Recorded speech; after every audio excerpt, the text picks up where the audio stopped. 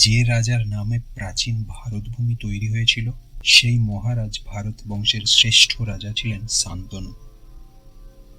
শ্রেষ্ঠ রাজা হওয়া সত্ত্বেও তার মনে কিসের যেন দুঃখ লেগেই থাকত। মহারাজ শান্তনুর বিবাহ হয় দেবী গঙ্গার সাথে, কিন্তু বিবাহের জন্য দেবী গঙ্গার শর্ত মানতে হয় মহারাজ শান্তনুকে। গঙ্গার কথা মতো শান্তনু শর্তে রাজি হন, কিন্তু কিছুদিন পর শান্তনু সেই শর্ত ভেঙে ফেলে। ঠিক তখন থেকেই দেবী গঙ্গা মহারাজ শান্তনুকে ছেড়ে চলে যান দেবলোকে। দেবী গঙ্গার এমন কি শর্ত ছিল যেটা মহারাজ শান্তনু মানতে পারলেন না? আসুন তাহলে এবার সেটাই জেনে নিই। বিবাহের পর দেবী গঙ্গা পরপর 7টি পুত্রের জন্ম দেন, কিন্তু 7টি পুত্রকেই গঙ্গা নিজের হাতে জলে ফেলে দেয়। আর মহারাজ শান্তনুর সাথে তার এই শর্তে বিবাহ হয় যে প্রতিটি পুত্রকে জলে ফেলে দেওয়ার পরও মহারাজ তাকে বাধা দিতে পারবে না।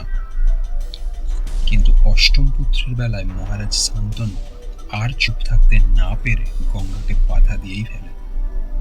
ঠিক তখন থেকে দেবী গঙ্গা মহারাজ শান্তনুকে একা ফেলে দেবলোকে চলে যান।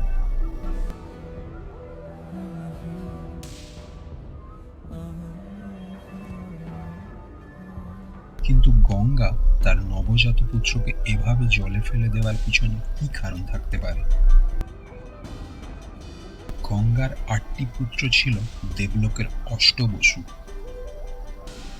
দেবলোকের অভিশাপ পেয়ে তারা পৃথিবীতে জন্মগ্রহণ করে, আর দেবী গঙ্গা তাদের জন্মের পরেই জলে ফেলে দিয়ে খুব কম সময়ে শাপ মুক্ত করে, ফলে তারা আবার দেবলোকে ফিরে যেতে পেরেছে। কিন্তু 8ম পুত্রের অভিশাপ এত বেশি ছিল যে তাকে এই পৃথিবীতেই থেকে প্রায়শ্চিত্ত করতে হবে। পূর্বজন্মের পাপের সাজা এই জন্মে পেতে হচ্ছে। পূর্বজন্মে এই 8 জন মিলে বশিষ্ঠ মুনির আশ্রম থেকে বশিষ্ঠ মুনির কামধেনু চুরি করে। এই অষ্টবসুর মধ্যে সে ছিল শ্রেষ্ঠ, তাই তার অভিশাপটাও বেশি ছিল। তখন তার নাম ছিল দুর্বসু, আর এই জন্মে তার নাম হলো দেবব্রত। মহারাজ শান্তনু ও দেবী গঙ্গার পুত্র দেবব্রত। পরবর্তীকালে দেবব্রতকে মহারাজ শান্তনুর পুত্র হয়ে হস্তিনাপুরের সিংহাসনে বসতে হয়।